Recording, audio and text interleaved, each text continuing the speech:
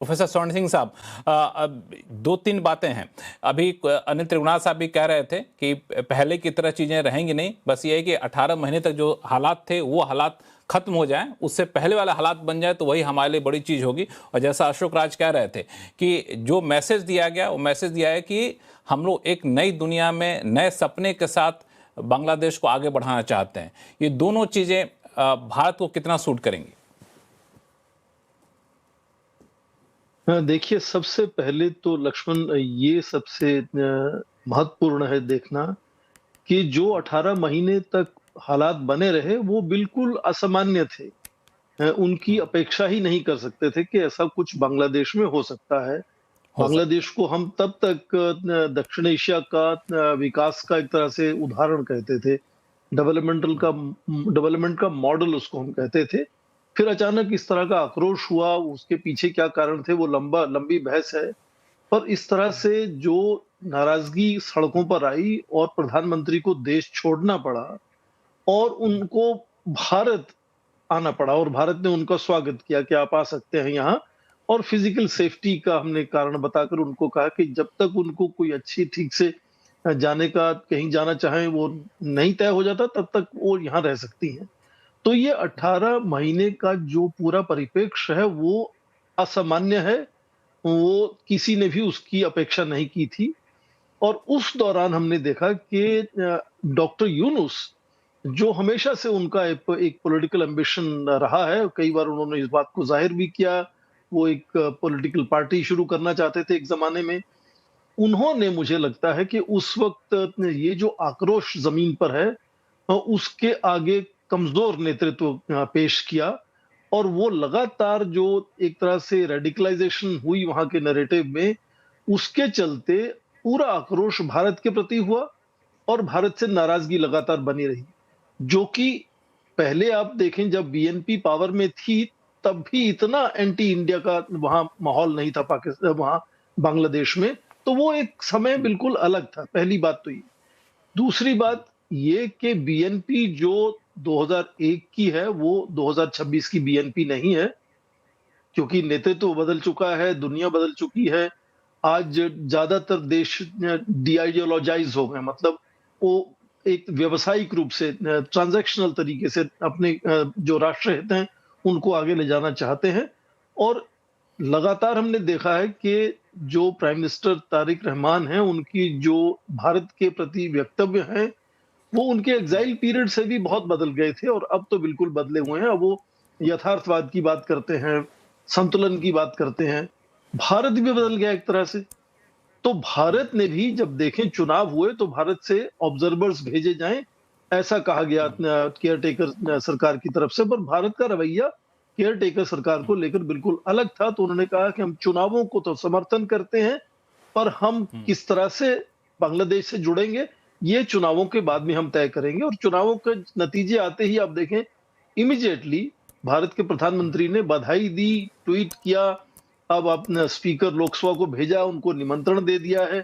तो कोई ऐसा हमने कदम पीछे नहीं किया कि जो हम उनसे दोस्ती बढ़ाना चाहते हैं, हिस्सेदारी बनाना चाहते हैं, वो हमने उनको नहीं सामने किया हो।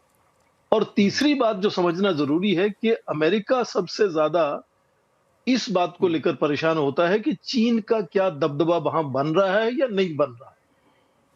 तो तारिक रहमान जब संतुलन की बात करते हैं तो वो चीन के पिछलग्गू बनने की सोच भी नहीं सकते, क्योंकि उसका उनको आक्रोश फिर अमेरिका का झेलना पड़ेगा, भारत का नहीं झेलना पड़ेगा। तो संतुलन की बात करते इंपॉर्टेंट हुए पॉइंट। उन्होंने ये एक तरह से सामने किया है कि भारत से रिश्ते अच्छे होंगे। पर मैं एक बात उस जल्दी से जोड़ूंगा इसमें, ये कि जी। विदेश नीति को लेकर उनकी चिंताएं मुझे लगता है उतनी ज्यादा नहीं है जितनी आंतरिक चुनौतियां उनके सामने हैं, चाहे वो आर्थिक चुनौतियां हो या फिर वहां कानून व्यवस्था को लेकर चुनौतियां हो। जमाते इस्लामी जो एक फ्रिंज एलिमेंट होता था, एक तरह से वो बैंड था कई सालों से, अब वो मेजर पॉलिटिकल पार्टी बनकर सामने आया। वो भी एक चैलेंज होगा। पहले जब सरकार बनी थी बीएनपी की, तो ये जेएमआई के उनके साथ लोग जुड़े हुए थे। आज वो उनके सामने खड़े हैं अपोजिशन की तरह से। तो मुझे लगता है कि उनके जो अंदरूनी चैलेंजेस हैं वो सबसे पहले उनके लिए ज्यादा चिंता का विषय होगा। वो कब विदेश यात्रा करेंगे उसमें मुझे लगता है कुछ समय लग सकता है। और आखिरी बात कि उन्होंने जब विदेश मंत्री चुना तो उन्होंने वीएनपी से नहीं चुना है विदेश मंत्री, एक प्रोफेशनल टेक्नोक्रेट को, खलीलुर रहमान को उन्होंने विदेश मंत्री बनाया है। और खलीलुर रहमान नवंबर में भारत आए थे जब भारत के राष्ट्रीय सुरक्षा सलाहकार ने 7वीं बार क्षेत्रीय सुरक्षा को लेकर एक सलाहकार एनएसएस की बैठक बुलाई थी दिल्ली में। तो वो भारत के नेतृत्व के प्रति जागरूक हैं, जानते हैं। कभी उन्होंने कोई एंटी इंडिया बात नहीं कही है आज तक जो विदेश मंत्री बने हैं। तो मुझे लगता है कि तारिक रहमान की यात्रा से पहले खलीलुर रहमान की मुझे लगता है यात्रा होगी और बहुत संभव है कि उनकी यात्रा भारत की यात्रा होगी। उससे अपने आप संकेत बनेगा कि प्रधानमंत्री भी शायद भारत की यात्रा करेंगे कुछ समय बाद। तो ये जो संतुलन का एक तरह से उन्होंने विजन सामने रखा है, सोच रखी है सामने, मुझे लगता है भारत के जो सकारात्मक रुझान भारत ने दिखाया है, उसी का ये एक तरह से जवाब है उधर से कि वो बिल्कुल जो पहले की बात है वो नहीं रही। नहीं रहेगी। और और आज आपने जो बातें की खासकर जो प्रोफेसर स्वर्ण भाषण सिंह दिया साहब, डॉक्टर यूनुस ने, हाँ हाँ प्लीज अपनी बात पूरी करिए।